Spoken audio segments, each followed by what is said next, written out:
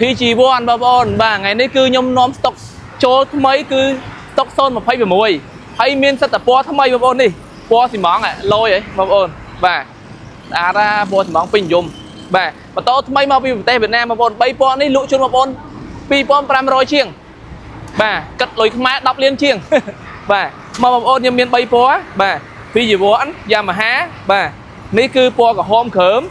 បងប្អូននេះពណ៌ថ្មីពណ៌តាហ៊ានលយបងប្អូនបាទនេះ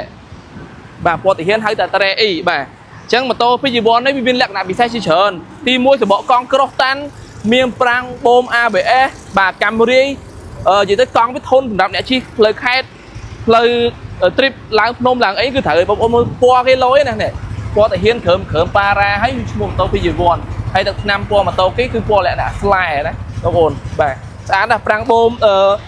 ប្រាំងបូមទៅខាងមុខហើយខាងក្រោយប្រាំងស្បែកគ្រាន់ថាបូមវាគឺពីរសងខាងក្រោយហើយមានកាំងនិយាយទៅម៉ូតូនេះសម្រាប់អ្នកចូលចិត្តជិះផ្លូវខេត្តផ្លូវដី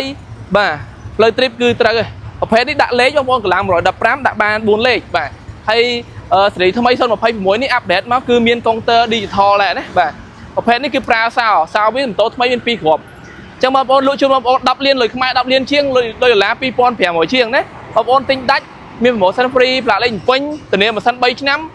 មានប្រេម៉ាស៊ីនចាក់សាំងមានមួកមួយសេតជូនបងប្អូនអញ្ចឹងបងប្អូនចាប់អារម្មណ៍មកមើលបានហាងរថចន្ទហេសាខាចំចៅ PG1 026សូមអរគុណ